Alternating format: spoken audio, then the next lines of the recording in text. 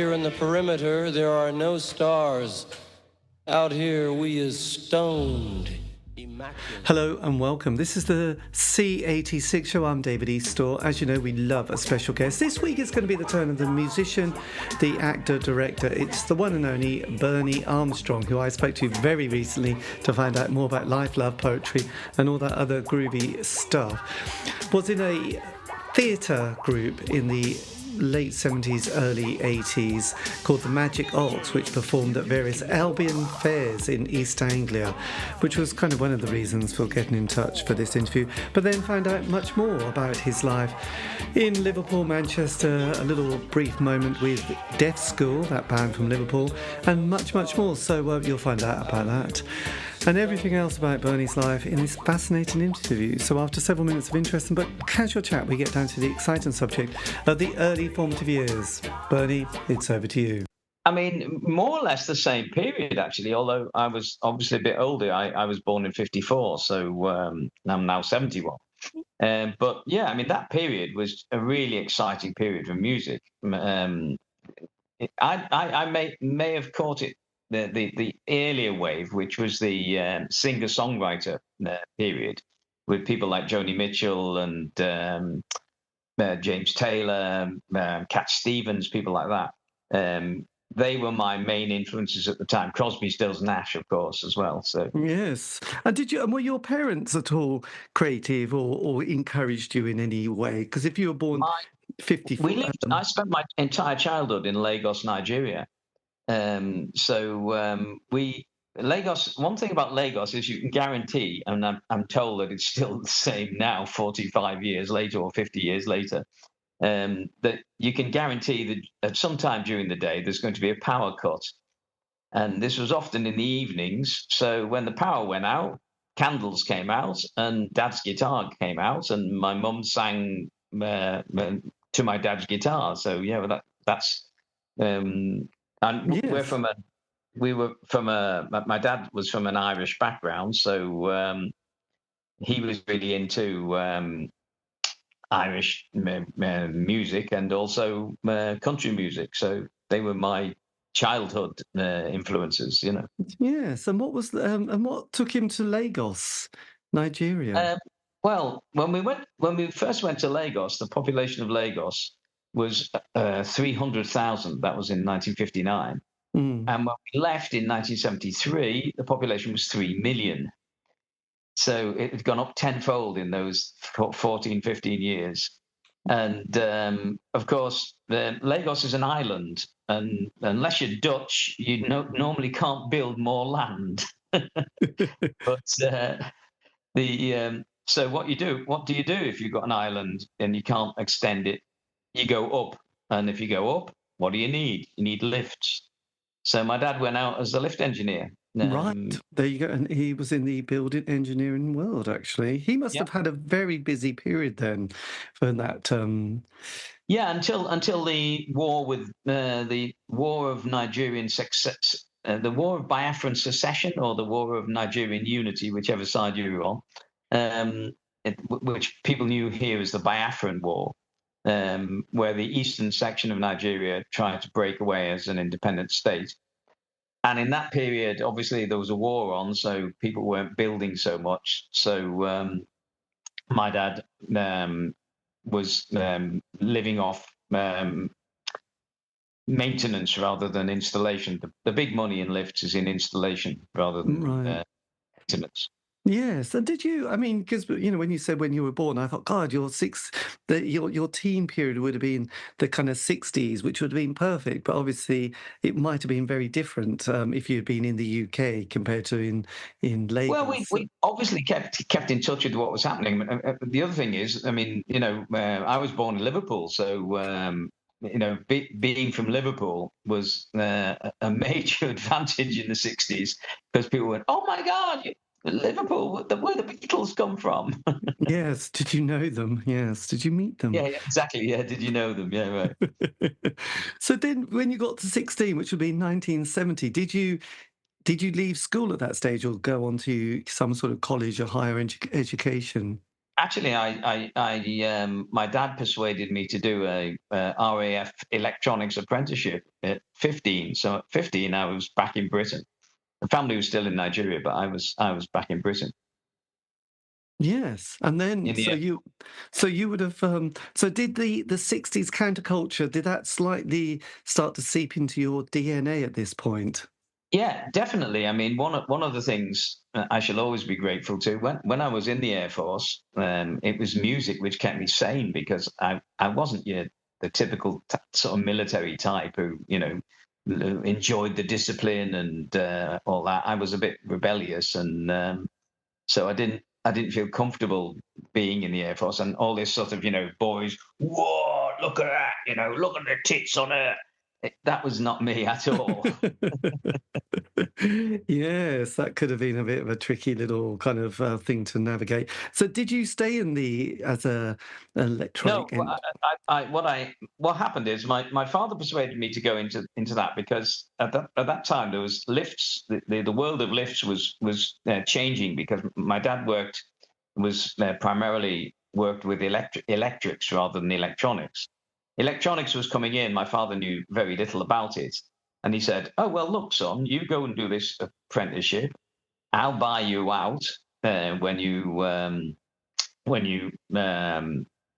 finish the course, and then you can come and join me in Nigeria and show me how the electronic side of the thing works." So I thought, I was 15. I'd really, I was in a rock band in school and things like that, and I don't know. It was.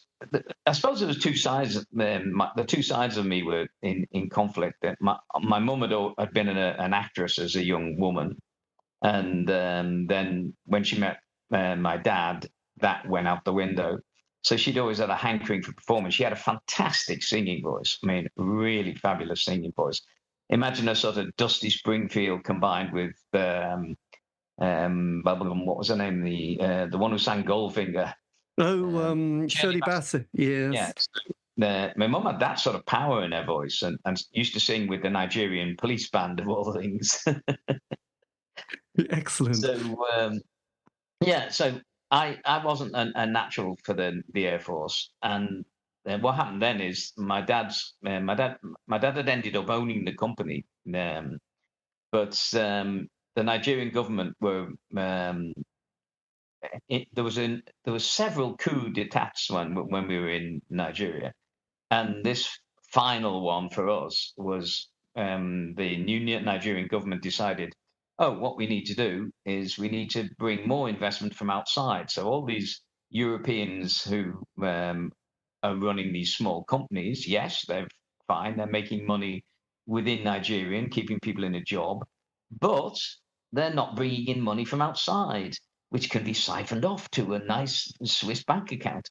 So that wasn't happening. So they declared that you had to those companies, those Europeans had to sell their company to a company outside the country. Now you can imagine what would have happened if I'm trying to sell my company and it's a going concern. Fine, but if the potential buyers know that I have to sell my company because I've got a Nigerian government um, what's the word I'm looking for? Timetable, that they say you've got to be out by 2 years or whatever. Then my father ended up selling the company for far less than it was worth, unfortunately. Yes. It was tricky, wasn't it? So then did he buy you out of your apprenticeship at this or by Well, now you mention it, no, he didn't. He said, "Oh, well, that's it, son.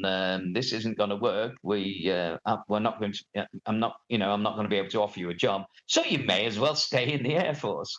So oh no. So I worked for a year within the Air Force, building up a bit of money. Also caused a bit of. I was handing round pacifist pamphlets and things like that. So I wasn't making myself very popular. Was interviewed a few times for my political views.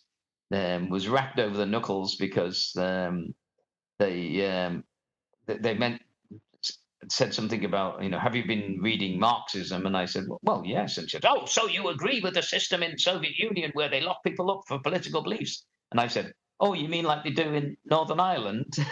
And that didn't go down very well. No, So that's when it came to me actually buying myself out, I was expecting to pay, €1,000 or £1,000 in that money at the time, but they said 250 and you're out. So I got out. blimey. That was very handy. So was this by the sort of mid-70s, or was it still a little No, bit? this was 71. 71. 71, right. So the 70s were about to blossom after the 60s came to a slightly crashing end with, I mean, there was the death of, like a lot of these artists like Hendrix, Joplin, Morrison, and obviously the Beatles breaking Oh up. So yeah. there was quite a cultural shift at that stage. So you obviously bought into the Laurel Canyon vibe of Neil Young, Crosby, Stills, Nash, Carole Yeah, King, Joni that was Mitchell. my, especially Joni. I just loved Joni. If she didn't smoke, if she hadn't been a smoker, I'd have been after her. I know it sort of killed her, didn't it? Really, her smoking habit. But yes, it was the 70s. Everyone smoked at that stage. So then, what was your next move at this stage? Well, then when I left the Air Force, I was I went to live in Manchester and was living in an area with student digs basically, and I got into all sorts of weird and wonderful things, like we I was working for a lot of companies who as a salesman, basically a door-to-door salesman, and we were selling. One was just a complete and utter con. I'm ashamed to admit, which was we were selling these paintings on velvet, which we were claiming to be art students, and that these paintings, this is one of my paintings, and they were actually done in a work in a warehouse in Salford by Right. a group of quite talented artists, but it was the sort of it was the painting on velvet equivalent of the sort of sad-eyed dog or whatever. They were really terrible things. And while we were there was while we were doing this. I, I, my problem was the thing when if you're a salesman, you don't need a conscience. If you've got a conscience, you're on a loser because Yes. you'd sort of think, oh yes, okay, I probably could persuade this person to buy these, but they don't looking around. They don't seem to be exactly rolling in it. So should I really? So no, that's you don't need to have a conscience when you're a salesman. So No. anyway, then that all went west when Granada TV, the local television in the northwest, did an expose on us, and so that went west. After that, the two lads who ran this rather shady business went into a whole series of other shady deals, selling fridge freezers, which were a new thing at the time, Well, and yes. the fridge freezers were actually about half price. But what they did was they sold people the fridge freezer plus a what was called a guaranteed food plan, and you sold it to the housewife by saying, "Oh, the times when you thought, what am I going to cook tonight? We're going to take all of that out of your hands." And so basically, these people signed up for a nice cheap freezer, but they also signed up for a year of being told what they were going to eat and what they were going to put in the freezer, which was going to turn up. So obviously, that was another thing which I was, Bernie, what are you doing? And eventually, I got out with these guys. Yes, I think that was the end of that relationship. That was, yeah. Yes. I wonder what they're doing now. Weird, isn't No, it? Really. they'll have doubtless survived. They were two classic entrepreneurs, as they call them. Right. So then now we're up to the mid 70s. How's it all sort Yes, of well, 72, 73 by then. So right? by then I'd moved back to Liverpool because our house, which had been rented out while my dad was in Nigeria, that turned out our house turned out to be had some people living there. Strangely enough, they were Nigerians, and they'd left the place in an absolute pigsty. So the estate agents who are the our agents for this they said it's not our problem. So my dad contacted me and said, "Look, what are you doing in Manchester? Not much, Dad. So why don't you move to Liverpool and live in our live in our house, sorry, until I come back from Nigeria." So that's what I did. Right. That's very handy. So there you go. Did Yeah, you have to clear the place up? yeah. I mean, I decorated it to the style of what you'd imagine David Bowie would have done if he only had 50 euro to do it with. Yes. I had tiles on covered in polystyrene tiles covered in tinfoil on in the living room, and the sort of hippie. It was very hippie, and Dad, of course, hated it and got rid of everything when he arrived. Yes, well, I could imagine actually. So then, at this stage, was your musical cultural taste changing at this point? Yeah, I mean, at this particular point, I was getting into more. Well, I was still doing. I started writing songs when I was 15, so I've been writing songs since then. There's 900 of my songs on my own songs on YouTube on my YouTube channel. Um, but I started writing songs that period. I My brother also plays, so him and I were doing sort of local gigs, if you like, playing locally for friends and things. And then because I had a whole house to myself, and then when my brother was at the time a seaman, so he would come and go. And because I had this whole house to myself, well, it was like open door to all the local heads, man. You will absolutely. There was a club in Liverpool, wasn't there, called Eric's that sort of Yeah, appeared. Was that operating at that stage, or was that a little bit later?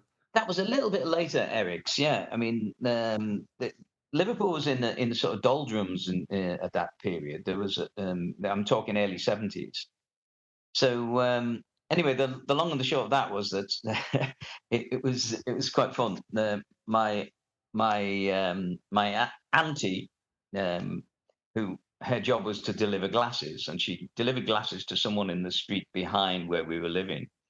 And the lady there said, "Oh, are you going back into Liverpool? Could you give me a lift?" So my auntie said, "Yeah, sure." So the woman got in the car, and as they turned the corner, she said, "Oh, by the way, if you're ever delivering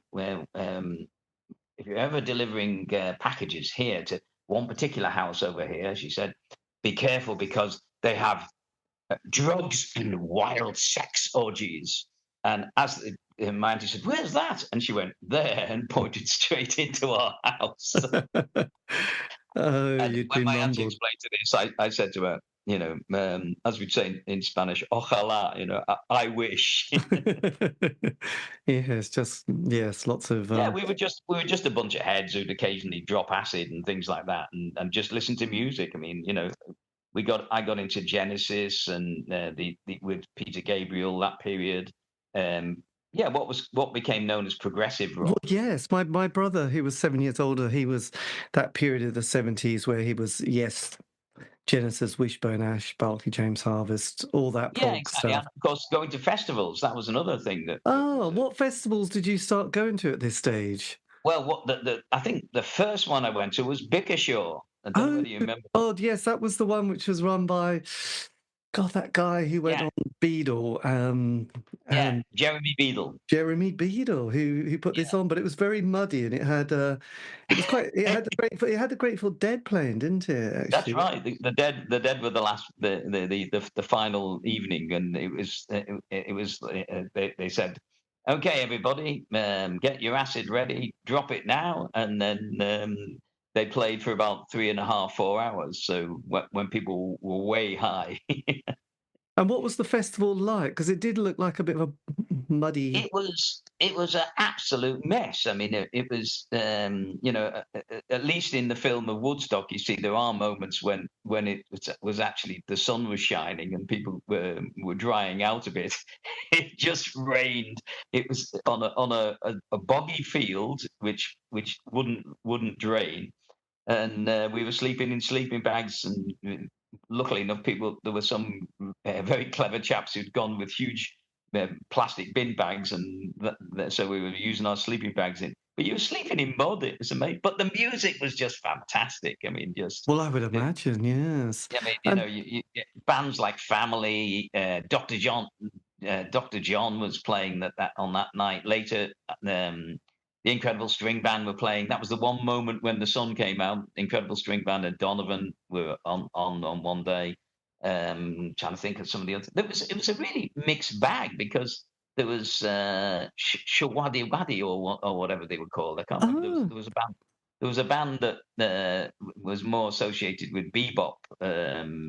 You know, not bebop jazz, bebop. Don't let go, that sort of stuff. yes. And So you had people. You also had Hawkwind, Captain Beefheart, yeah, the, Hawkwind were there. I forgot about them. Yeah, the yeah, those Kinks, the King. Yeah, the Kinks were there. Country Who else? Joe McDonald, Linda Yeah, that's right. Lewis, Yeah, we're doing the Wishbone famous Ash. yeah, Wishbone Ash. Yeah, it was great. I mean, you know, that was my first festival, and then after that, went to several Lincoln Festival. Oh, there was loads of all over the place, really, and Yes. I think there was at the Lincoln Flower Festival that had some, I don't know. I remember sort of there is a Flower website. Festival. It was famous for me because it was the first professional gig of Claire Hamill. I don't know if you know Claire Oh Hamill. God, yes, I've done an interview with Claire. Oh right, okay, Yes, I just thought, you need to get Claire Hamill, and there you go. absolutely. So Yeah. I was just, you know, it was. If I can't have Joni, I'll have Claire. You know? So did you go, was that 72 you went to the Great Western Express Festival in Lincolnshire? Was it that one? I think you're right. I think that's what it was called. Yeah, I think you're right. That was the full name of it. Yeah, that was right. And Wishbone Ash. I don't know whether they debuted, but they certainly played the whole of Argus, which was just like, oh, Oh, I remember that album really well. Superb stuff, actually. So yes, I think, well, it's kind of, I don't know, there's a website which has all these festivals on, so it might have been that one actually. Did Genesis play at this particular one in Lincoln? Good question. I'm not sure. I can't remember. Yes, they did. Yes, they were doing um the one where he's dressed as a giant like sunflower. They were Right, doing that one. because from this it looks like you had the Straubs, the Faces, Wishbone Ash. You also had Right. it looked like Lindy's Farm was their Average White Band. Hello. Uh, Hello, are you? Can I've you? lost you on that one. Oh God, don't lose me. Yes, it had another. If that was the festival anyway, a lot of them. There was another one called the Wheelie Festival around that time of '72, which was in Essex, and it was one of Yeah, those I never ones. got to Wheelie, but that was of course where that's what was that? There was a chant which then went on for every single festival. Wally, Where? where's Wally, or whatever. And then I think the guy who did the Where's Wally picked up on that. The cartoon Where's Wally, you know. But Yes. Well, it there was used to I be think there was a character that. apparently at that Wheelie festival there was someone called Wally who. Yes, there Hey, you go. we've lost you. Oh, don't. Yes. Well, anyway, look. So that was your sort of, you're obviously ensconced. So did you come, or were you aware of the other fairs and festivals at this stage, other than the rock ones? But the Barsham Fair started, I think, in '72 and ran for 5 years. Was that on your No, radar? because not at all, because I was living in the northwest, and so things that were happening, you know, I mean, also the sort of the hippie thing had virtually died by then, And so I hadn't realised that it hadn't died. It was alive and well and living in East Anglia. Yes, well, I think there was a sort of a bit of a move. There was a couple of books which people loved. There was this, was it the self-sufficiency book, wasn't there? That people were coming out of London or the cities and wanting to sort of get back to nature and get back to the garden, as Joni would have said. And Surprisingly enough, that was it didn't inspire me, but it did inspire my father when he came back. He bought a farm in North Wales, and by then my mum had died in a car accident in Nigeria, and so he came back and just set himself up and tinkered about with kit cars and ran his farm, and that book. What was his name? Do you remember the name of the Seabrook, book? John, was it something Seabrook self-sufficiency book, which everyone I knew had a copy of on their Yeah. shelf next to the Cranks cookbook. Yeah, well, surprisingly, my dad had a copy, and it was his Bible. Yes, well, actually, his wife recently, John Seymour, That's it, Seymour. Yeah. and his wife recently passed away, and there's an obituary in the Guardian of her and her life. So, yes, I think she was the one who did an awful lot of the work while he swanned around. Right. And she had all the children as well to look after. And I think she So did all the drawing. by 74, what I then had decided that I'd seen a few of my cousins come out of university with degrees and thought, hang on, if they can do that, so can I. And I'd always been, I got into amateur theatre in Liverpool. I was working with Liverpool Merseyside Unity Theatre, which had been a theatre group that was founded basically during as an agitprop company at the time of the Spanish Civil War, curiously enough. And the some of the founders were still alive. They were elderly gentlemen and ladies, but they were still alive. So I got into that, and through that, I then went and did a degree and then later a master's in theatre. Right, was this at the University of Essex?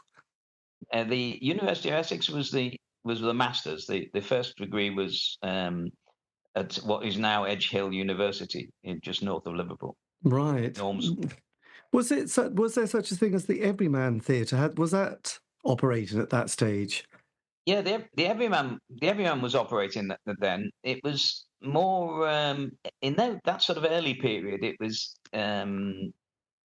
more the main two theatres in Liverpool were the Royal Court and the Everyman. And the Royal Court was the more staid one. The Everyman was the more experimental. But then it became superbly experimental when for a while Ken Campbell took it over. Yes. So were you aware of the Warp, this great play? I saw the war both in the ICA and then later in Liverpool. Yeah, yeah. Right, because I did an interview. Well, interesting enough, I did an interview with Neil Oram.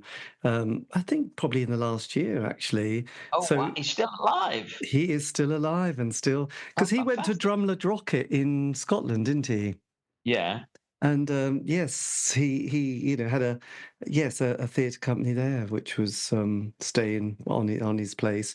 But yes, so yes, we can get on to Neil a bit later on chronologically, but all will be revealed. Don't worry, Bernie. Right. Okay. I also while I was in Liverpool, was in on the founding of Deaf School Oh right, my God, I've done 2 interviews with members of Deaf School this as year. well. You see, I always think that I was always on the fringe of the fringe.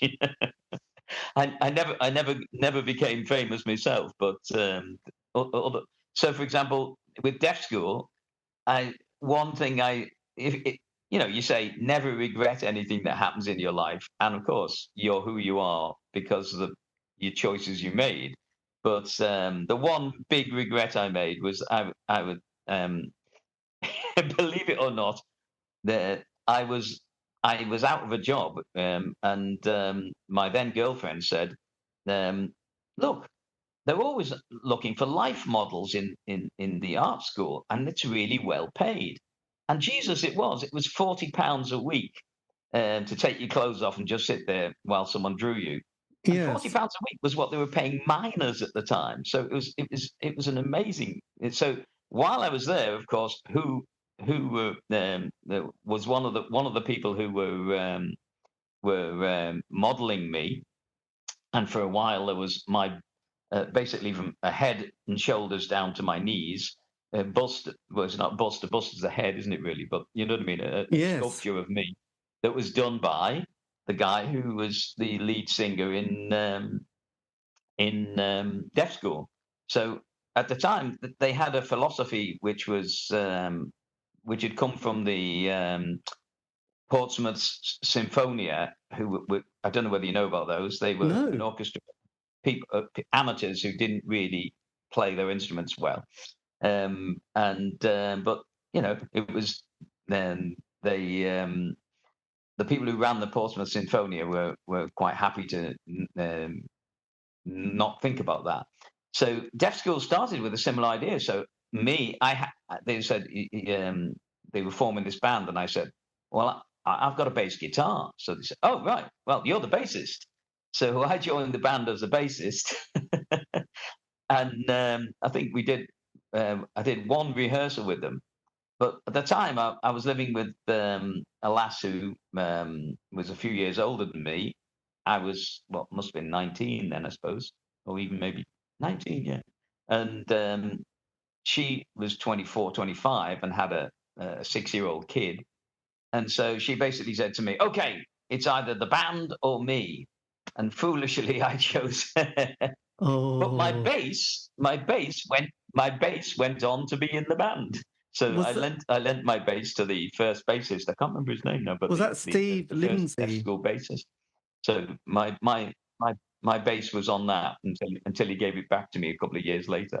That wasn't Steve Lindsay by any chance? I think it was. Yes, yeah, I think you're right. Because I think that was the guy I interviewed, and then there's another guy called Clive Langer who was in the band Yeah, as well, Clive. Yeah, I remember Clive well. Yeah, who went on to do fantastic productions things with Win Stanley, and co-wrote the shipbuilding. shipbuilding. Yeah, exactly. Yeah, yeah. I know. No, I mean there was a few years later than that when I mean I thought, oh, these guys will never remember me, but they were playing. Deaf School were playing in Liverpool when that was the Eric's period, the period when there was lots of things happening in Liverpool. In fact, Ken Campbell started off with the science fiction elements with in the Science Fiction Theatre of Liverpool, which performed the Illuminati trilogy. Right. Yes. God, that was. So at that period, Deaf School came to Liverpool again and to play, and I was like at the front, and they spotted me and they said, "Hey, it's Bernie." So we went for a drink later and that was when the saxophonist from Andy Mackay. Andy Mackay was in the band. From So Roxy Music. I was really knocked out that these guys remembered me. Well, that's amazing. Were people like Bill Drummond and Jane Casey on the scene at that stage with Don't ring Liverpool? a bell, those names. I'm sorry. No. Because, well, Bill Drummond went on to do that project, the KLF, which was that huge kind of, he did a song which featured Tammy Wynette, but he was part of Eric's. There was a band that you might have missed called Big in Japan that featured all these people who, it was one of those ones that had an amazing lineup. They didn't ever quite get a hit single or album, but they all went on to do brilliant things, basically. So, Yeah. There's loads of Liverpool was just a cauldron of talent at the time. It was great. well, it must have been right. God, yeah. So that, God, yes, God, that was a bit of a detour there, wasn't it? My brain. I didn't realise you had a deaf school sort of story, but that was quite amazing. As I say, I've been on the fringe of the fringe, Well, there was a book. Somebody wrote a whole book about deaf school. Which, Yeah, I've got that. Yeah, I've yeah, got the Deaf School book. right. Didn't get a mention I Oh, was like, that's a oh, come on, you could have mentioned me, but no, should didn't have get a been mention. your base at least, you know. Yeah, my So base then should have you, been. so you did your degree, and then did you go straight on to the masters when that Yeah, finished? I did. When I finished it, I finished the degree in '78 and went straight to do my masters in Essex. And in Right. '78 is when I discovered the Fayres. How did you Oh, of course, Essex. You were there, weren't you? That stage. Yeah, yeah. So someone said there was this thing happening. Friend of mine who played the fiddle and said, "Oh, this festival thing's happening," and went down there, and I just went, "I'm home. This is it. Right. There you go. These are my people." Was this the Albion fairs we're talking The now? Albion Fairs. Yeah, yeah, yeah. Right. So I that miss Barsham. Barsham was before my time down there. yes, you can always watch the film, can't you? The Last Yeah, yeah. Barsham Fair, which is rather delightful. So then you went along, you went, this is beautiful. Joni's right. We've got to get ourselves back to the garden. Yeah. Then what happens? You do your 1 year masters, and then what happens at your late 70s? Okay, so then what happened is I went. I had an incredible piece of luck. I was in '79 when I was oh sorry 80. Well, hang on, no 79. '79. I was heading back up to Liverpool on the train, and there was two chaps opposite me, and they were chatting about a course in performance arts that they were teaching. And I leaned over and said, "Sorry, gentlemen, I've just finished my MA and in theatre." "Oh, really? Oh." So they said to me, "Oh God, a few years ago, just having met you, we liked you and thought you had potential, and we'd have said, yeah, come and be a member of staff. But sadly, those days are gone." So I said, "Well, I didn't have a telephone, of course, in those days. No one had mobile phones." No. So I left my telephone number with them for my dad and said, if anything happens by any chance. So my dad gets in touch with me via my auntie, who, because again, I had no telephone. My dad gets in touch with me and says, "There's some guy ringing you about a job." And so what? So I rang the number, and one of their um, one of their members of staff had been suspended for unprofessional conduct. And so I just walked into a job straight from as a lecturer in performing arts. It's great. That is And brilliant. So from that, where was this? this was in Liverpool. In Okay, back in Liverpool, yes. this is in it was well, it's now part of John Moores University. Superb. It was a teachers training college at the time, but Yes. they set up this course. And I would have quite happily continued there for a few years, but Margaret Thatcher's came to power and cut that course. So, amongst other many other courses, yeah. Yes, that was, yes, 79, Thatcher gets in. Then we have the Falkland War, the miners' crisis, there's Greenham Right. Common. So how were you navigating your early 80s? Well, that was basically that got together some friends and said, "Look, I really think we should get down in summer at least and get down and do some fairs." And again, it was a bunch of talented people who I'd met through the community theatre, volunteering in community theatre at the time. I used to say, I get my Arts Council grant from the Social Security Yes, absolutely. I think, because I was on the dole, and when the job finished in the university, I was on the dole for the next couple of years, and during that time, I basically was volunteering as a to help with community theatre, and through contacts with that, people I met, we got together the group that would eventually become the Magic Ox Theatre, the and Magic Arts. yeah, And that was born sort of 81, 82. exactly, yeah. It was. I'd I'd I'd met this lass. Well, do you know Welfare State International? You familiar? Yes, Right. So I went while I was still at the university, still teaching. There was Welfare State were doing some community theatre in one of the places in Liverpool, particularly, sort of, what's the word I'm looking for? Um, I don't know how I would say it in political correctness, but basically an area that was associated with as being a pretty rough area. And they were working there, and I tried to persuade some of my students to come down with me to that, and none of them turned up.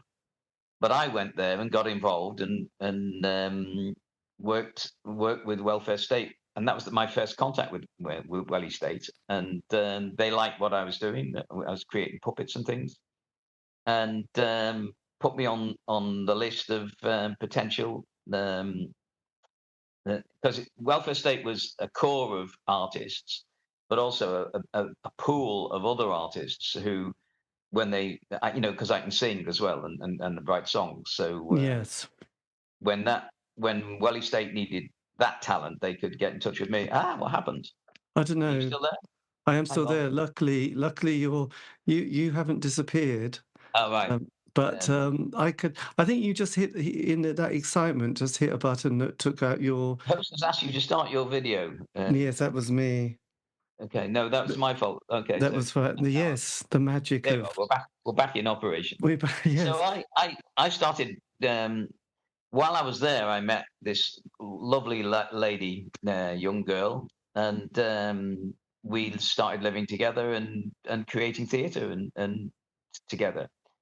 And that was so initially the origins of Magic Ox go back to me and my then girlfriend, whose name was Yonian, unusual name. Me and Yonian went down to we'd been doing um, theatre work, community theatre work in Liverpool as volunteers. And when the summer came round, I said, let's go down to one of the fairs. And we went down to the first one was, I think we did, was at Albi, if I remember rightly. We did the Albi Fair, and that would have been 82, was it? Maybe something like that, or even 81, maybe 81. Right. Anyway, we did the Albi Fair, and what we did is we went on bicycles from Liverpool to Norwich, and we had PVC PVC glue, lots of tools, and basically we just went down to improvise. When we got to the site, we said, "Look, we're here to do some work with kids' workshops. Are you interested? We're not after any money for this. Just give us free entry into the fair." So they said. Luckily enough, it was Tarby Tarby Davenport. Yes. And Tarby said, "Yeah, okay, yeah, on you go." And then we did this.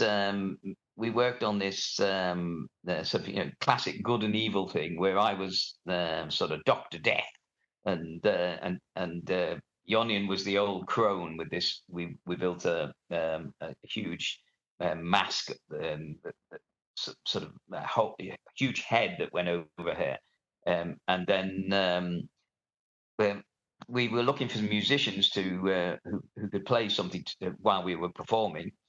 And Blausabella were playing, and we got chatting with them, and they said, "We'll come and do that." So our very first show, Blausabella provided the music for it.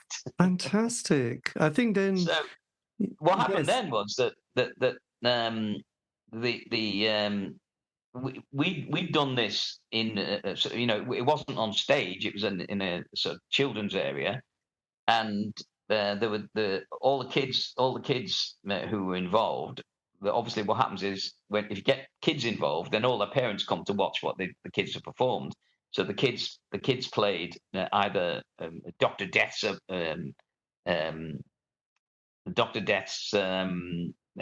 assistants, or they played the assistants to this life-giving creature. And then Yonian bursts when Dr. Death and the gang have danced around her enough times, and she falls over and dies.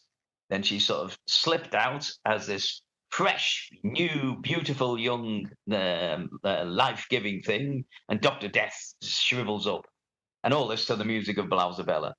And what really made an impact was not necessarily the show, which only only the parents of kids who were working there had seen. But um, lots of people did drawings and photographs of our show, and they were pinned up on one of the main areas. And Tarby sort of went, "Oh, yeah, you really did do a show. Yeah, we did." And so she said, "Well, I want you to come to the next fair. Will you come to the next fair?"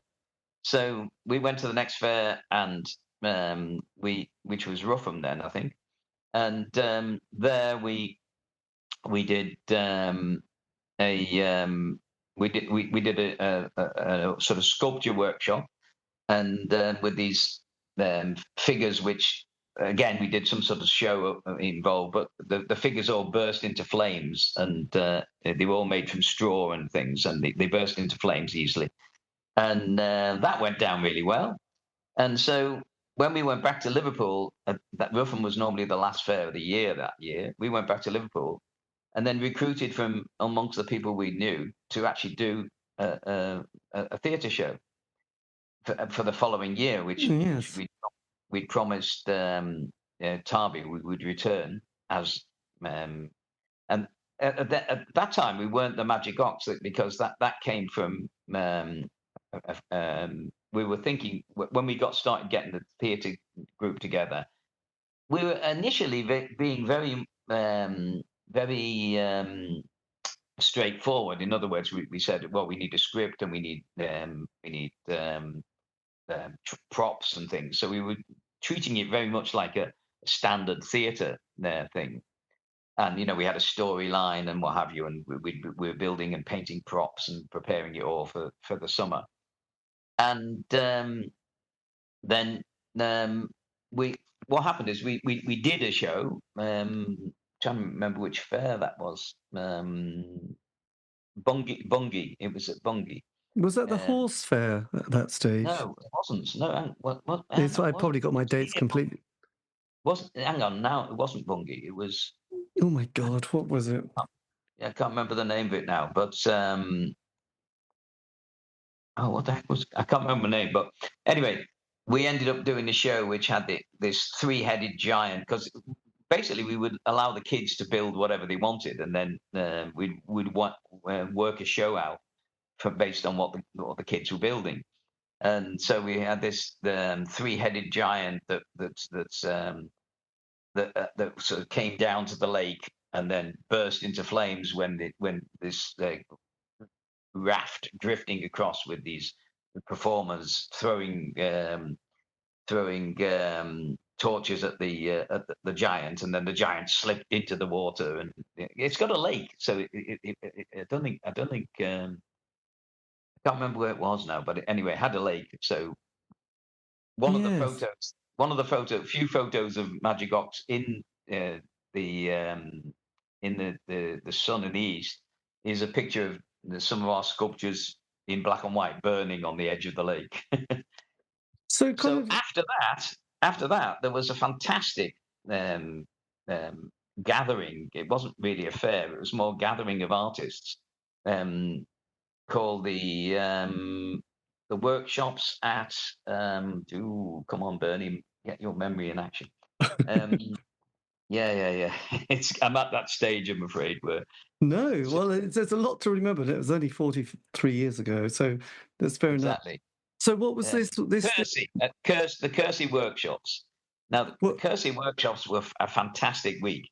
It was an opportunity to work with other artists who do different things. So there'd be basket weavers teaching you how to weave baskets. There'd be music workshops, theatre workshops, dance workshops, Reiki, all sorts of your classic things associated with the alternative.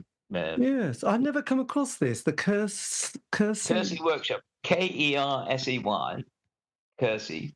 Yeah. And the Kersey workshops, because they weren't, you probably haven't heard of them because they weren't a fair. They were a whole different ball game. So the Kersey workshops, what happened is we went along as Magic Ox, and we were offering people the opportunity to create giant puppets that they could what here in Catalonia, there were maybe what here in Catalonia are called caps grossos, which means the big heads. I don't know whether you've seen those. They're No. these they're these overgrown heads which go onto human bodies, and I didn't know this existed. When it wasn't until I got to Catalonia, I went, oh my God, we were doing that in Kersey. So we had, and there we picked up a couple of other people as well. By this time, the Magic Ox had taken on a, a sort of welfare state type idea of a group of artists who would come together to do a festival. Are you available for this one? Let's do it. Yes. And then at Kersey, what we did was, John Rowe, Yes. right? Well, in the evenings we would sing around with hang on, bum, bum, bum, bum, bum, bum. Another poet who came, or what was his name? I think he was from Yorkshire. Oh, Yorkshire. No, Right. that's Maybe was it wasn't. he, as poets go, was he quite well known? Was that it wasn't Tony Harrison? No, it wasn't Tony Harrison. No. Anyway, he was doing poetry workshops. We were doing things. I was singing a lot of my songs in the evening, and there was other musicians would join in. It was just a wonderful week. And then we were asked, would we do a show? So there was I can't remember whose idea it was. I think the but I think it may even have been mine actually. I think the initial idea was mine, that I said, look, tell you what, let's get get people to perform. What? Oh, I've lost you again. Hang on. No, I'm Am I here. still there? Yes, definitely. Oh, right, here we are, back again. There we are. So I met up with I arranged a meeting and said, okay, now this is to all those. I said, who wants to perform this at the end of the week? So there was a whole group of people who decided they wanted to perform. So I said, okay, this is the idea. We built a sort of totem, the moon goddess totem, and we said, okay, so this is the idea. We're going to have the moon goddess totem in the beginning of at the beginning of the show, and then a demon is going to come out. Someone else had done a demon head. The demon's going to come out, steal the thing, and then we're going to go on a quest to get the goddess back, and the goddess totem back, and we're going to go on this quest. And what I want you to do is, I don't want to know what you're going to do. I just want to know where you're going to be. So we pinpointed different areas of the whole fair. Well, I said it wasn't a fair officially, but where people were going to be. And then John Rowe played the leader of the tribe. We were the tribe, and are we going to allow this demon to steal our?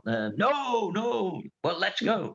And so John literally just guided us all around. And as I say, I knew there was something was going to happen here, so I was guiding people to a particular place. And then so you'd have it would be someone would be playing mysterious music on a soprano saxophone while these dancers were dancing in the background, and then they'd disappear into the dark. And oh, what was that about? And John would invent some connection with the theme, and then we'd move on to the next one. There was some people I remember, a woman holding her hand up, halt, do not follow the moon, for the moon is not there, blah blah blah blah. And it was just incredible. By the time we'd gone right way round, of course, we come back, and the moon totem is back where it should be, and the demon's lying doomed because our travel had caused this to happen in some weird and wonderful way. And it was just such an amazing experience that it became the pattern for every other show we did. The idea was that we would just say, okay, we were going to have a rough story, and then it would be um, each artist would then have something that they were going to do, and hope sometimes it all worked wonderfully well, and there was it all fitted in with the theme. Other times the theme didn't matter at all, and other times it didn't really gel. Yeah, it was a really interesting way of performing, Yes. Well, God, that does getting a sound show interesting. together. Yeah. Do you have any links or any information about that curse? The Kersey one. Yes, workshop. It's just I'd love to sort of read more about it actually, but Well, if you can get in touch with John Rowe, he'll probably be able to give you some more. He's on Facebook, so I'll if you ask him don't, about it, Kirsty. Yeah, so was this kind of, I know I'm going through the years, aren't I? Was this kind of 83 time, 84 at this stage? yeah, this has been 83. Well, no, 80. Kersey was probably 82, I think. And but of course, the other thing is that happened at that period was that we went to the Bruce Lacey's Fairy Fair. Yes. We again built a whole thing up with but this time with artists who Bruce knew, and Bruce and I just got on like a house on fire, and he loved what we were doing, and so um, that's how I sort of came into the circle of people around Bruce, you know. Yes, well, that was quite interesting because I've seen some videos because he came round one evening and showed me some of it because he was a very good he was very good at archiving a lot of his stuff, filming it, which was Yes, quite interesting. I'd And love there to was know what happened to all his archives actually. Hopefully it's gone somewhere, but I don't know. Yes, well, he had a lot of film, and he gave me some discs. He burned some discs for me because it was kind of fascinating. We had an evening with Bruce was there, Richard Barnes, who did the book, and we all sat around watching these films, having a laugh. Because was this the one where people were kind of trying to sort of fly? They were jumping off some sort of running down the hill and trying to take off with their kind of Oh, I attempts remember of. seeing the film, but that wasn't us. No. No, and people ended up, ambulances appearing to take people away who had broken ankles. It was very chaotic, and there was an amazing picture of him on a horse, and Bruce was always very naked, wasn't he, with his pagan. Well, speaking of nakedness, did he show you the most sensual film you've ever seen? It was a black and white film of him and his wife making love, but the way it was done was absolutely fabulous. He timed it all so that he said to her, "Okay, you're lying on naked on there. So okay, now I'm caressing your legs. Now and of course he was just filming her alone. Yeah. Then what he did then was that she read back his script, and so he climbed on top of this non-existent person, and it was what's it called, that technique where double exposure. It was a double Right. exposure, and it is really an amazingly sensual experience because it's not pornographic. It's just beautiful. I really would love. You didn't see that one, no? No, but I did get there was the BFI put together all his videos, didn't he? There was Ah, the Lacey rituals where the family were right, filmed, and I'll have a look because I've got that somewhere, which is behind me probably. Yeah, I'll have to right. look at what that one is because yes, they managed to put all that together. It'd be Oh, fascinating right. to see. So as I say, Yes, that one, I think it may have even been. Was it called double exposure? I'm not sure. I think it may have even been called double exposure, but it was just. stunning. It was a stunningly beautiful thing. It Yes. was. So It you and was. Bruce, so then you got involved in the very East Anglian hippie bohemian scene, didn't you? Oh, absolutely, yeah. I mean, then I was living on Bruce's. Me and Yonian were living in a caravan next to Bruce's farmhouse. Yeah, yeah, Right. So right in Norfolk land here. yeah, yeah. It, We were. The idea had originally been for me and Bruce to work on some stuff, but I don't know. It just we were playing around with ideas, and it just didn't gel. And also, I was stupidly writing a novel which never got published anyway. So I was spending a lot of time clicking away on the typewriter. Superb. God, did you spend Yeah, a winter in a caravan? yeah. On Oh, Bruce's farm. Yeah, God, you only do it once, don't you? yeah, Um, exactly. it's always a good idea in the middle of summer. And then you think, Yeah, oh, yeah. God, the winter Well, the comes. other thing, of course, that when it was the time of the cruise missile thing and and Greenham Common. So I did songs for Greenham Common, but I could never perform them there because it was a women's only. But other peace camps, and I was involved in a project again with this time with Jill. Which was called Signs of Life, in which we basically were a theatre company on bicycles, and coming behind us because the initial idea would be we were going to ride our bicycles alongside a horse and cart, which had a teepee on board, which was going to be where we slept, and Mm. also the props for the show. And we went into all sorts of little villages, and in fact there were three. There was a gentleman's group, a women's group, which were gentlemen only, women only, and then the group I was with was mixed. And we went all around different small villages and just turned up like a traveling circus and performed something for people again, which was a mix of things too. Two of the people, two of the people were who were involved in that. I'm trying to remember their names now. They used to be part of the Third Ear band. They were with us. Oh, right.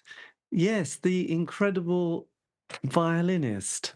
Yes, Um, yes, yeah, yes. yeah. I've also You I know who I did mean. absolutely. I do so know. So with this one, he says he now yes, because yes, Ursula Smith.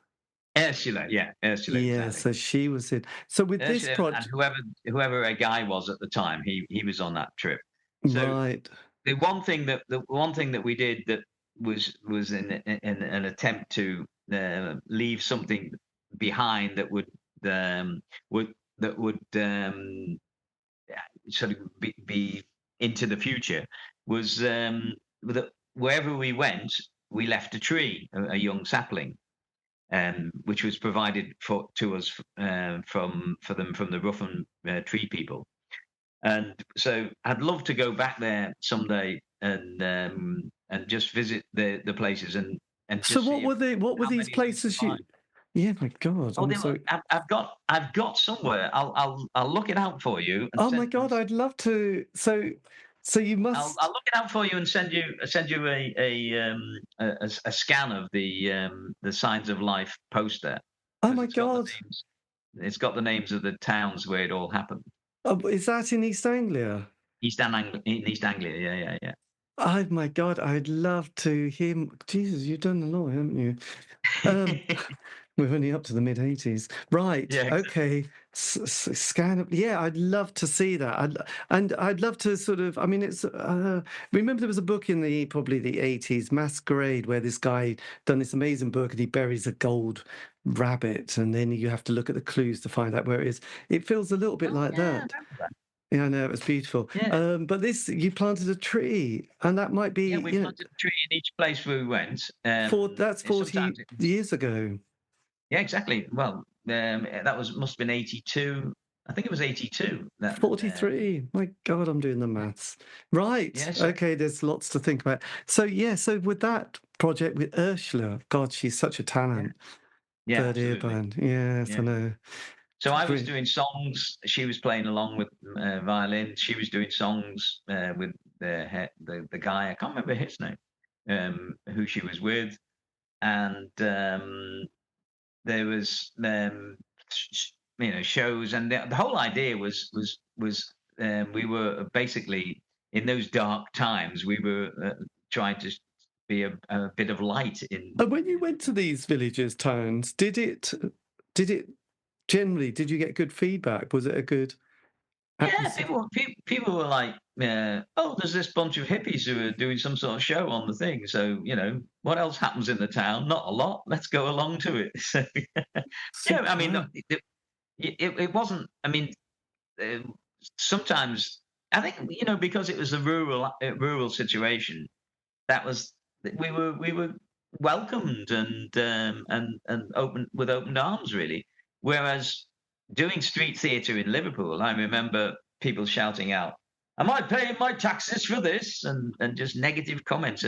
And when if you wander through the streets of Liverpool with a giant puppet on your head, you risk kids coming up to you and kicking you in the shins. Right, yes. This city environment was very different place. Yeah. I would imagine. Yes, God. So that was enemy. So then after the Bruce Caravan and that Yeah. project, Scan of Life, what happens next? What's your following? Well, 80. Let me think.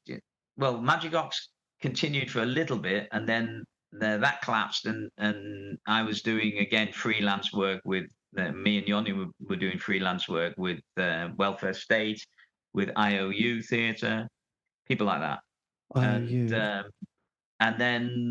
yeah, um, then I was running I was front of house manager for the Liverpool Unity Theatre, the new Liverpool So then it was so Liverpool.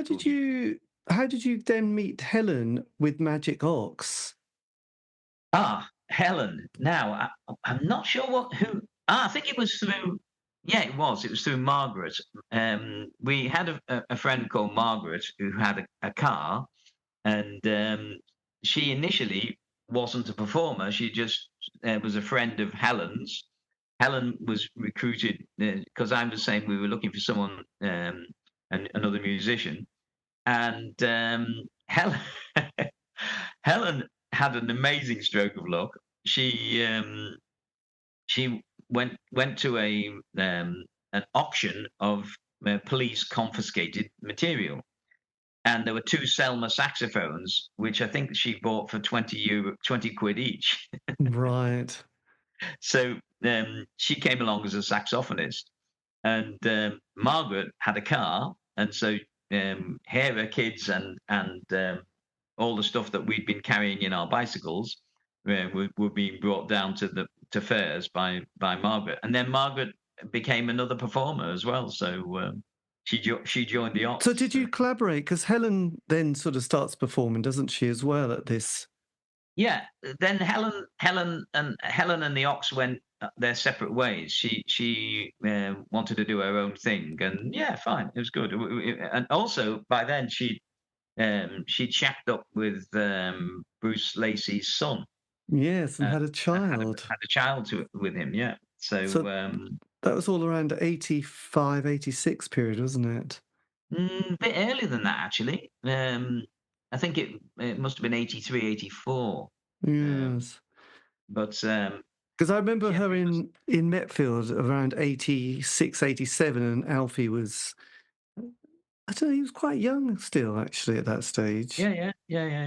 So What happened to Alfie? Do you know?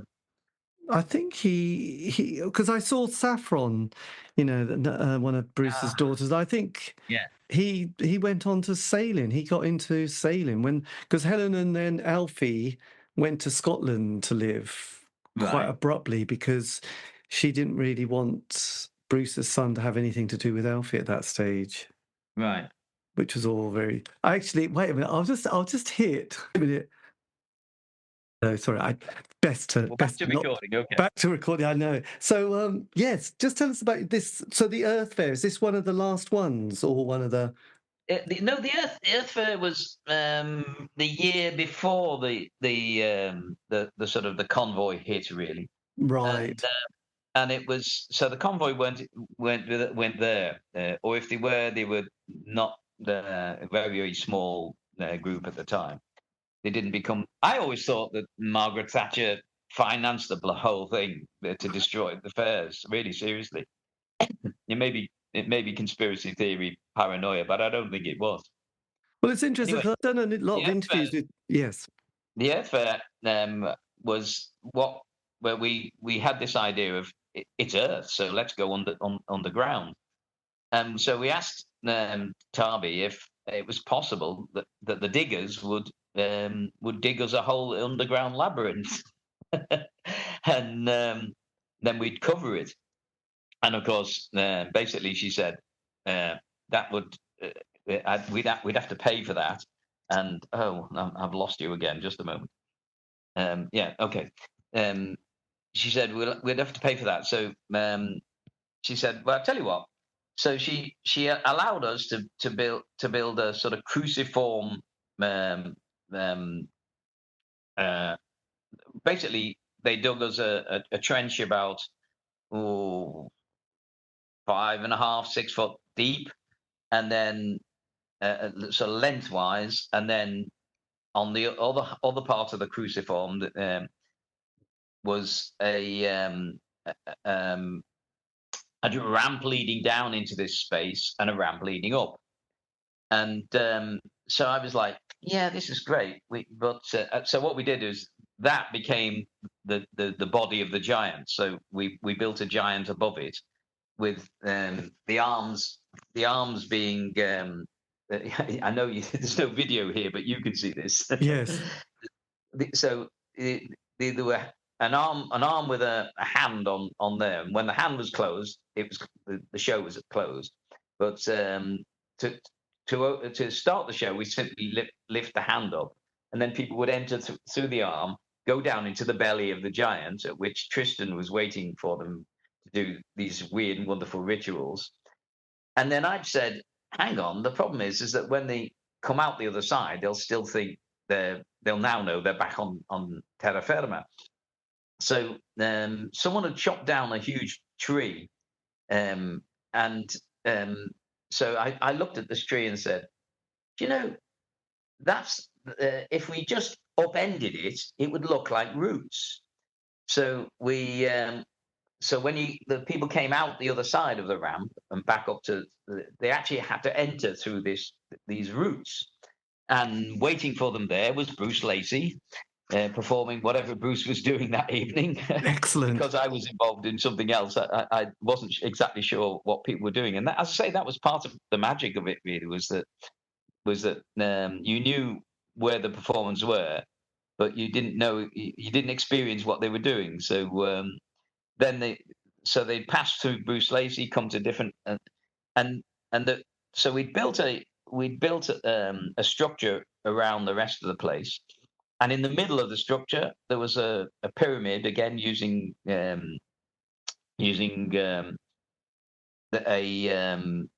pink parachute at which Helen Rowson was sat.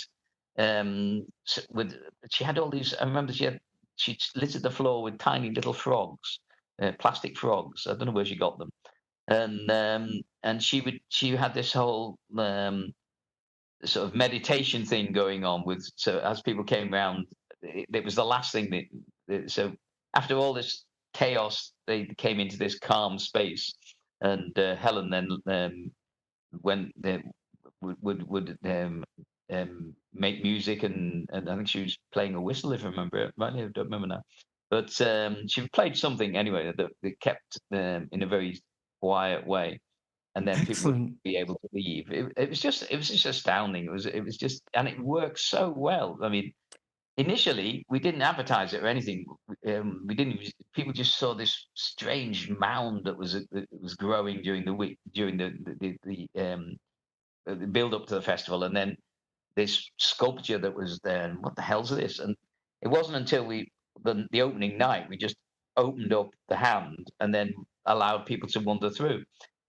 And so people just found it, and it wasn't sort of, on at 9 o'clock this performance will happen. We just opened up and continued to perform until the late evening. And it was so successful that Tarby said, "Well, can you do it again tomorrow?" So we did. Yes, well, absolutely. God, that was so.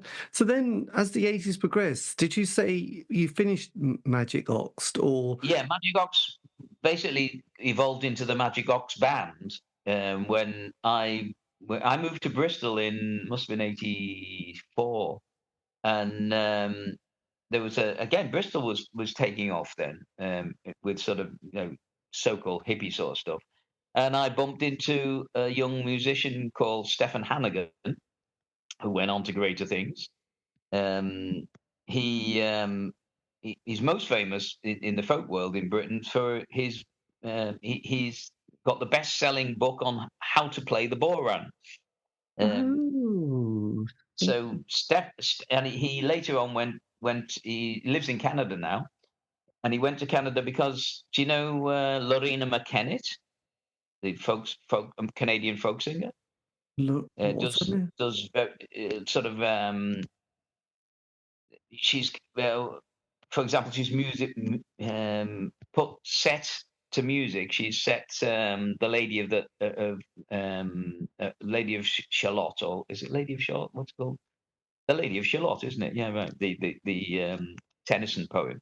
She set Right. that to music, and she's massive in Spain. I mean, so massive that they actually allowed her to perform at the Alhambra, the famous Moorish palace and Stefan plays there. That may even be on what do you call it? On YouTube. I would have thought But anyway, so. so the Magic Ox actually stopped being a theatre company and became the Magic Ox Band, and it was me, Stefan, and his then girlfriend, and we were doing the folk festivals. Then we moved into the folk festival world, and that took us up to '85, and then after '85, it gets rather boring for you, really, because Right. I moved to Catalonia, and my initial reason for this, I'd been writing songs in favour of for the solidarity movement with Nicaragua, which was going through a revolution at the time, and I I I then had become a sort of semi-pro folk singer and had got some of my songs sung by various people, minor people, and probably the most famous being Roy Bailey. I don't know whether you know Roy Bailey. Oh, yes. Roy Bailey recorded one of my songs, and the same song was recorded by John Kirkpatrick. Blimey. So Yes. what was your famous song? It's called. Hang on, I just went blank for a moment. Um, oh my God, what's that? The actual title? I can sing it for you, but I'm trying to remember the title. Oh yes, the Daughters of the Revolution. Daughters of the Revolution. I must check Yes, that and out. the reason it basically this was my then girlfriend at the time. Yoni and I had split up by then, and my then girlfriend at the time um, had an Appalachian dulcimer, which had belonged to her grandmother, and her grandmother was in this right wing organization called the Daughters of the Revolution, and I picked up this dulcimer. I was performing then with Welfare State, and she was too, and I picked up this dulcimer and strummed it, and the line came into my head: "For we were 16 unarmed women, and they a platoon of fighting men." I thought, "Oh, what's that?"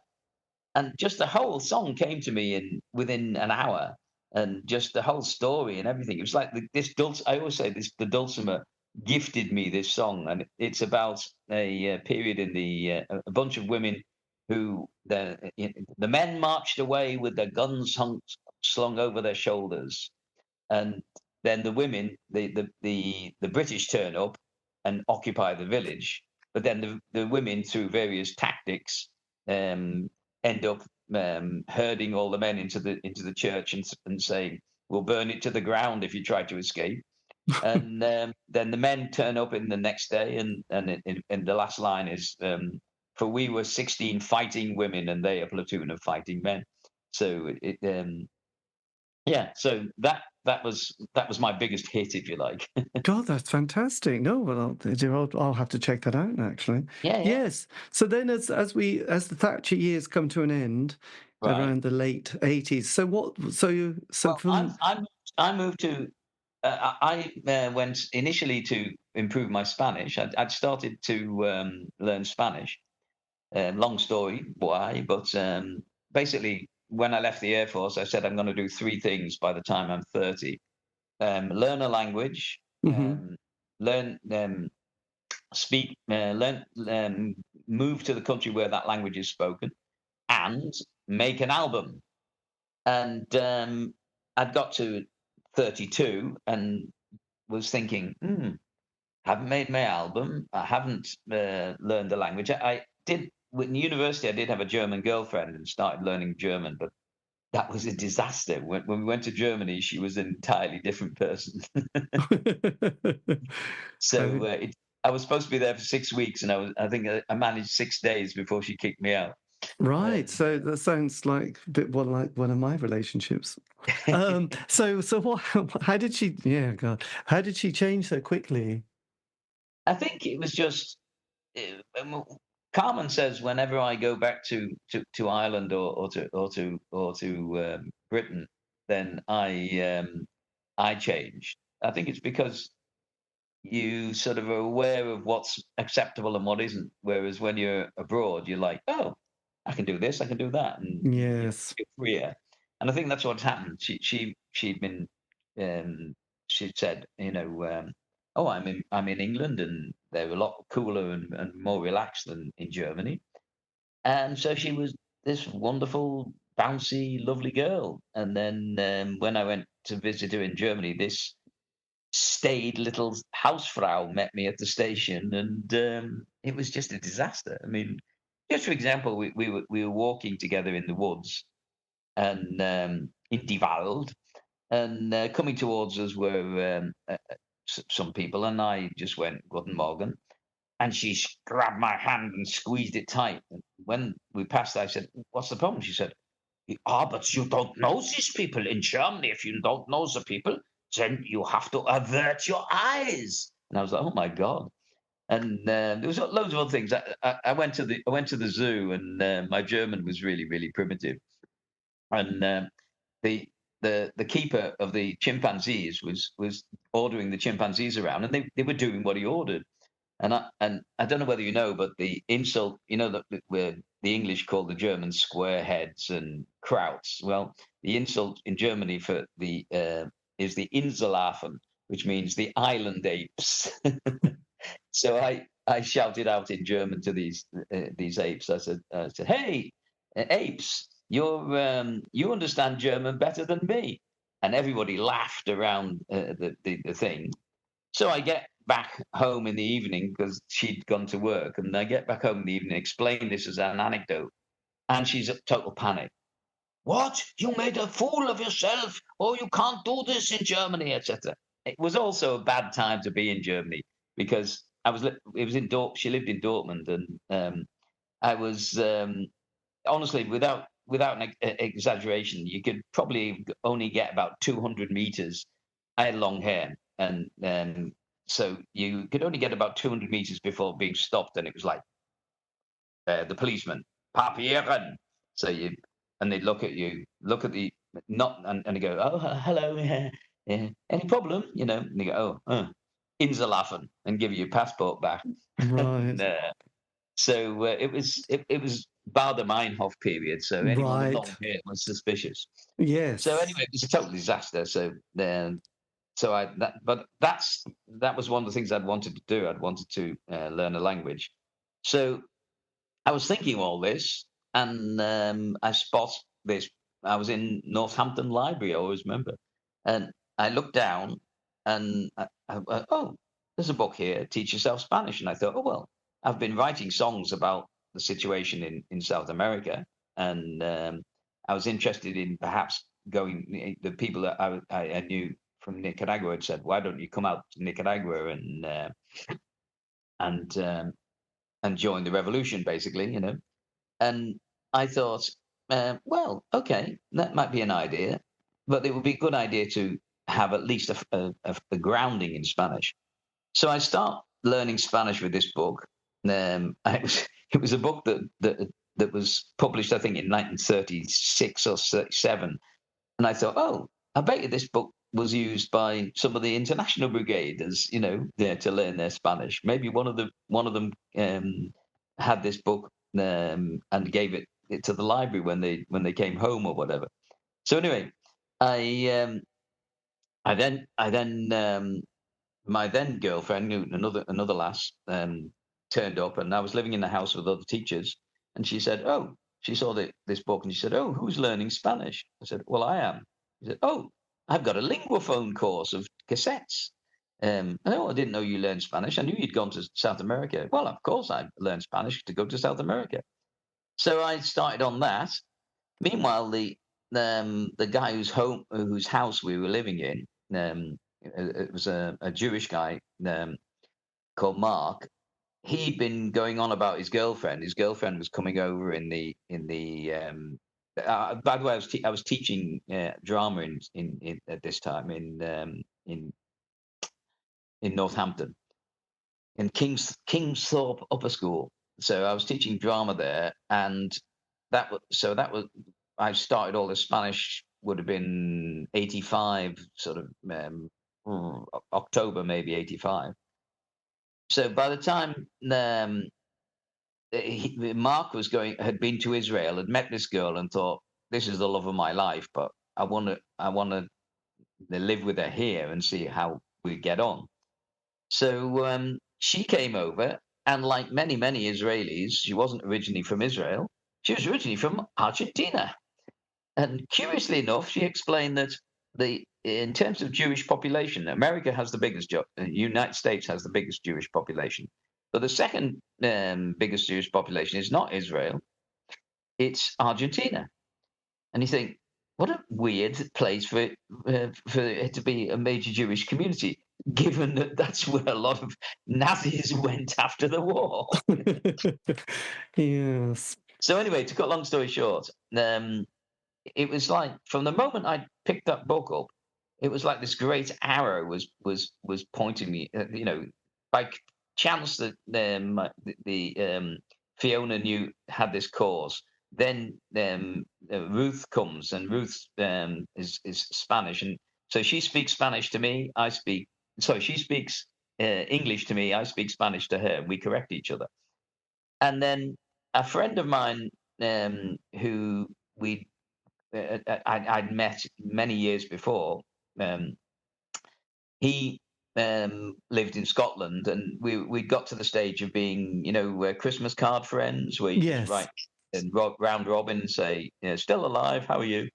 And I sent my round robin to him, didn't get a reply, and then in the January, this large letter arrived from Spain. I think, who the hell do I know in Spain? And it was a calendar from Catalonia, from the Catalan Bank, with images of Catalonia. And it turned out that he was not living in Scotland. His mum had forwarded the letter to him. He was living in Catalonia, and so we met up that summer, and he when he came, because basically the schools closed for almost 3 months, and so he was coming back to Scotland for 3 months. We met up, and he said, "Come out and teach with me, teach English." So I said, "Oh, okay, why not?" So that's how I ended up. I thought, this would be great. I'll go out to Spain, improve my Spanish, and then when I've got my Spanish off the ground, I can go up to Nicaragua, and I'll be more useful to the revolution in Nicaragua. Then, so I went out, and the thing of when you're working for someone, it's one thing to have a friend, the other thing is to work for them, as I discovered he was a total fantasist. He was saying, right, well, we're here, we'll have the booths for the listening exercises and all this, and I'm going, how many students have we actually got? Oh, don't worry about that. They'll come. Eventually, he'd also invited this other lass New Zealander, to come as well. So he had 3 teachers, and there wasn't enough students for one. It was, I mean, it was madness. It, but so what I did, I had I had a car. He didn't, and he'd been going on the bus early in the morning to teach English to a group of paper engineers from making paper, and then in the evening he had to go back to this little town outside of where we were living in a town called Igualada, and then this other town was Capellares, which was only 5,000 people. And he said, "Oh, okay, you've got a car. Can you take these classes?" So I would go out for a class that started at 7:30 in the morning and finished at 9, and then I'd have the whole day. And I'd go back to Igualada, and then in the evening I had a class in back in Capellares. And I don't know, I just Capellares had a really nice atmosphere. It was a really nice little place, and I thought, well, this feels different. Igualada was too modern, and I thought it could be anywhere. It could be anywhere in Europe. So I I said to the people who I was working with, look, if I leave him, do you feel honor bound to stay with him, or um, would you stay? Would you be okay with me? And I presented it to him as, look, I'm going to go and take these classes. Oh, I rang my dad also and said, Dad, could you lend me £1,000 for the year? That's how cheap it was then here. It was amazing. My weekly grocery bill was the equivalent of like €15 now, and Blimey. it was just amazing. And anyway, my dad said, "Yeah, sure." So because he was like, "Oh, my son's finally doing something that I can be proud of. He's set himself up in business." And before then, I was just this useless hippie who hung around with a guy who danced in the nude, Bruce. Yes. And so in fact, we were in. We went to Norfolk one time, my dad and I, and my dad refused to meet Bruce because he'd seen pictures of him dancing in the nude.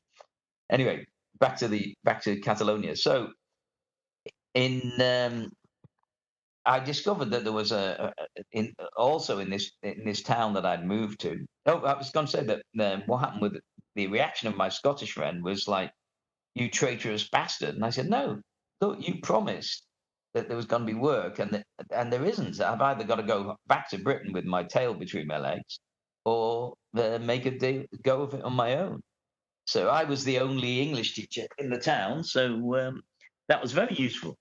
So Yes. anyway, to cut a very long story short, and because it does get repetitive here, um, that I in that year I met the lass who I'm still with after 38 years. 38, yes. Yeah, I met her. I we formed a with I formed a initially an acoustic band, acoustic folk band with 2 other young lads from the town, and then that expanded into a 5-piece rock band, and we ended up being playing gigs all over the country as either on our own or normally as the warm up act for all the Right. big names. And So what do you call yourselves? then the band was called Pera Flipat, which literally means Peter Stoned. And so in the interviews, none of us were called Pera, which is Peter in Catalan. And so in the interviews, they'd say, well, like the famous Pink Floyd song where the guy goes, "I really love your band. Which one's pink?" In the interview, they'd say to us, "Oh, well, which one's Pera?" And said, "Look, well, there isn't a Pera. We chose that name because we had a song which was "Aquesta és la història d'en Pere Flipat," this is the story of Pere Flipat, and it's about a guy who's from sort of upper middle class and just basically takes a drug overdose and dies. That's the basic story. Right. And That's yes. So did you so keep this band going? Have you kept this band going for no, 38 years? that band ran till 93. So from Oh, 87 to 93. And right. we made an album. It sold, I think, 7,000 copies, which was for a Catalan rock band wasn't bad. That's very good. We met and performed as warm up for everybody who was everybody at the time, and it was just a great period. And of course, Yes. what happened to me during that same period when the band started to take off, Reagan had started financing the Contras in Nicaragua, and he had the Contras were basically amongst their targets were anyone who they didn't want to go back to their home country and say, "Oh, interesting things are happening there." You know, the literacy went up from like 23% to something like 90% during the period of the revolution, and it was an exciting time in Nicaragua. But I never got to see it because the Contras were bumping off people like me, and I thought, wait a minute, I've got to weigh this up. I've met this beautiful girl. I'm in this band which is beginning to take off, and I'm learning the language. I'm beginning to feel at home here. So what do? Do I risk my life and go and join a revolution only to get shot, or do I stay here? So no contest. Yes. So that was kind of the early 90s. So Yeah. then from then on, what have you done lots of little things, or have you been Yeah, I mean, there was a couple of proto bands, which there was a country band called the Good, the Bad, and the Uglies, and that really we only did a couple of gigs and then it all collapsed. Um, there was a couple of other minor things.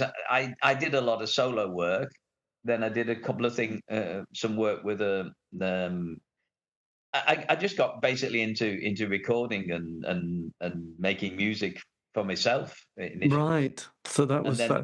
when the internet came in, I set up my YouTube channel, and as I said, I'm now up to 900 of my own songs on that. So Fantastic. So that's on YouTube. And do yeah, you still do your teaching of any description, or is that not anymore. What happened is when I'd been teaching there for about must have been 10 years, I suppose. I I got some competition. This woman moved in and set up hair school. And what happens here is that in a small town is that the novelty of the new, so yes? people go. So I lost half my students. My initial reaction was like, "The bitch, this is my territory." I was like really unhappy. But that then there's that whole thing of um, every cloud has a silver lining, because what happened from that was that I was forced to make it, because the cost of living started going up really rapidly, especially after the Olympics in '92, Right. and so what I was getting, I was I had 6 classes of 2 hours, so that's 12 hours. In the first 4 years of being there, I had 6 classes of 2 hours. So 12 hours, I was earning enough to live comfortably, and only on 6 hours of work, 12 hours of work a week. So it was like, oh, this is nice. And that all went west when this woman turned up, and so I started. By then, I was fluent in both Spanish and Catalan, because my Catalan friends had said to me, "Look, if you're here for a year, we understand Spanish is an international language, and you're planning to go to South America, so we'll speak to you in Spanish. But if you're still here after a year, we'll switch to Catalan." Right. So I said, "Oh, okay." So they switched to Catalan. And it was the best thing they could have done, because what happened then was I started getting into translation as a second job, and really got into translation. And but initially it was Spanish to English. Professional translators always translate from a second language into their own first language. It's very some here in Spain. Spanish translators, official Spanish translators, have to do exams the other way around, but no one would do that professionally. No. You never have the command of another language that you have of your native language, obviously. No. So you So do the Spanish to Catalan. that was what I initially no from I initially started with from Spanish into English, Right. and then the internet came in, and instead of you working with I needed to charge 6 pesetas a word to have a living wage. And so I said, okay, that's fine. That's what I'll do. The internet came in, and you found that your competition was some guy who was living in Colombia on $1 a day, and he could charge 1 cent a word. And so the Spanish to English almost disappeared Yes. here, because there were translators living in other parts of the South America who could really undercut you. But Hmm. Catalan, that wasn't the case. Anyone who was fluent in Catalan and could translate from Catalan had to be living here. So that's what I did. So I was doing that for a few years, and then I was working on a project with that must have been to 1999. I was working on a project our daughter had just been born the year before, and I was house husband. Carmen was going out to work as a teacher. She was an English teacher by then, and I was working in the evenings teaching English and translating during the day when our child was in nursery. So anyway, I then decide. I then found myself in a situation where I was working with a group of other translators on a project, and we needed to coordinate. We needed to ensure that everybody was using the same terms for certain things. So we had a meeting in Barcelona, and I met this guy who was another fellow translator, and we got on like a house on fire. He plays instruments. We started being friends and making music together. And he rang me up in 1999 and said he was a university lecturer at the Autonomous University of Barcelona. And he rang me up and said, we've got a member of staff who's taking a year out. Do you fancy a job? So I said, yeah, yes, please. So I started teaching translation from English, from Catalan into English. And from English into Catalan. Sorry, I started teaching translation from English. From Catalan into English, of course. I started teaching from Catalan into English, and I then did that for the next 20 years. So the woman never came back, and curiously enough, I actually met her at at an informal party here in the town where we moved. The first year I was in this town, there was a friend's birthday party, guy I'd not long met. And I met this woman, and she said, "Oh, I'm retired now." And I said, "Oh, what did you used to do?" "I used to be a translator." "Oh, yeah, me too." Said, "In fact, I used to teach translation." I said, "Oh, well, that's my job." And she said, "Really?" I said, "Yeah." She said, "Where?" I said, "At the UAB." She said, "Oh, that's where I used to teach." And she said, "Which office?" 1006. "Oh, that was my office." And I said, "Oh no, you're the woman I replaced." And she said, "Oh, really? Yeah, okay." Right. My God, that's incredible. It's So like are you still there now, or have you retired? no, I retired luckily in 2019 at 66. Right. So I say luckily because, of course, you know what happened the following year. Well, yes. COVID hit, and it was a terrible time for all my other ex colleagues, because they had some presential classes, in other words, with students within who actually are there. Then they had other classes which were on Zoom and they had to learn. They would learn one program, and then there'd be problems, and students would say, "I can't get this program to work," and that's why I was a bit nervous about doing anything. Oh, yes, God, yes. Brings back bad memory.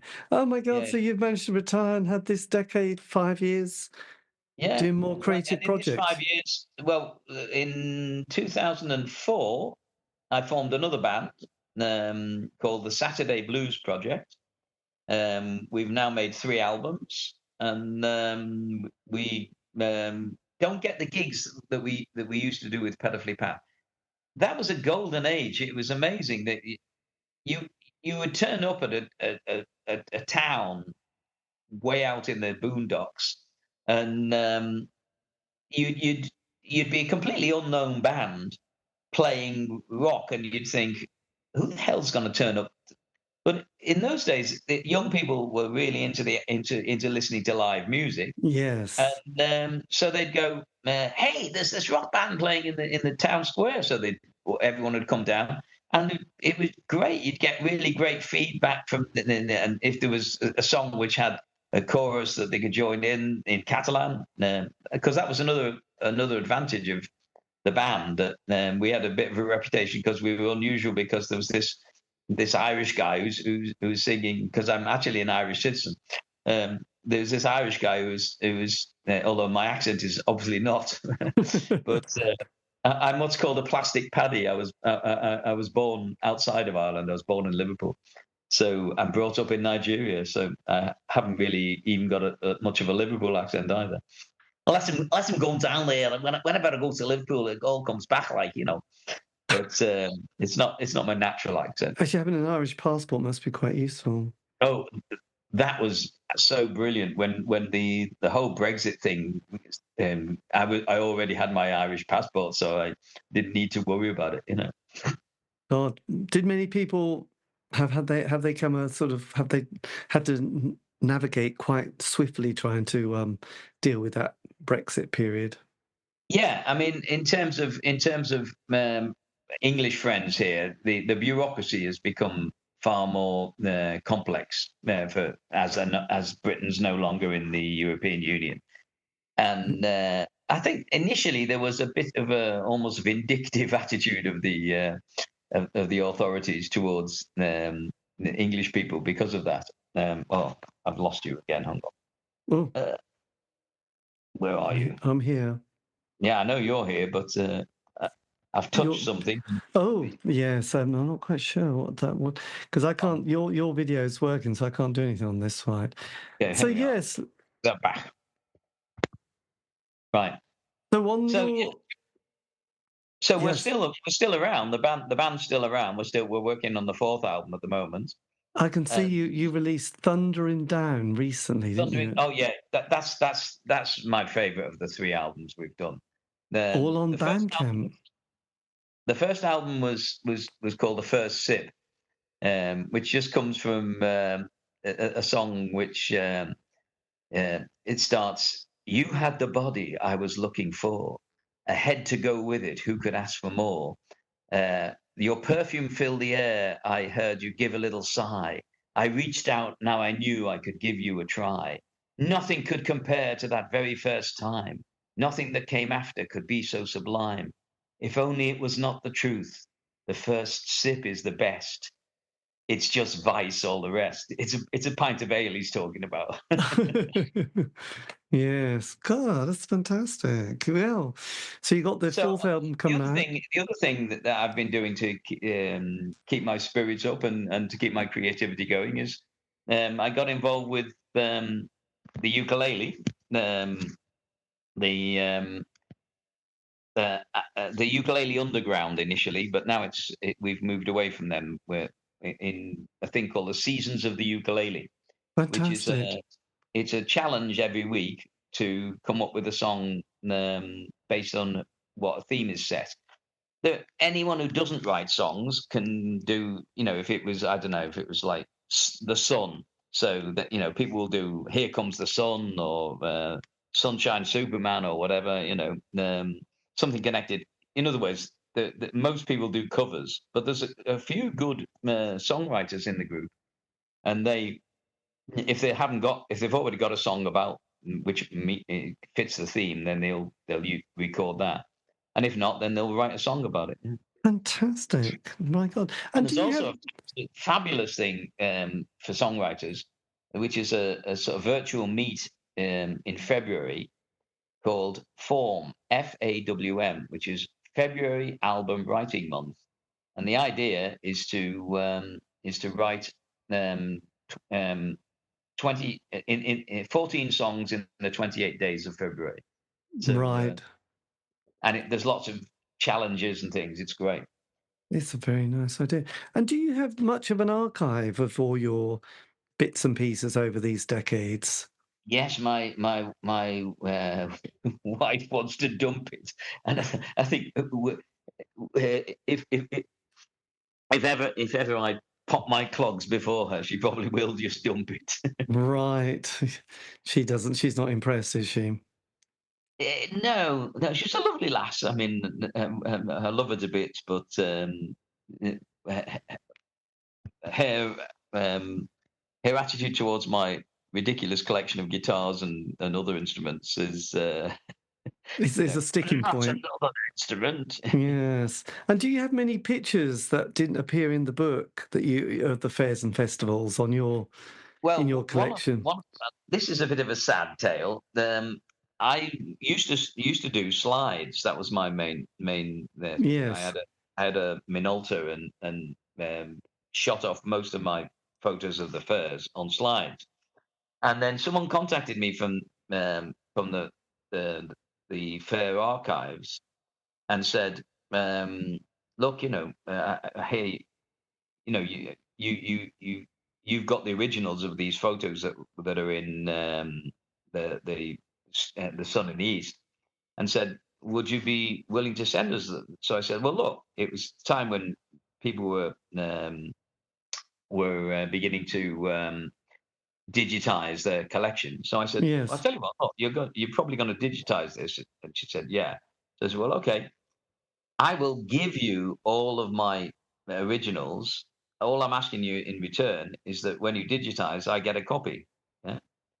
And sadly, I don't know who ended up with the originals, but I never got the copies.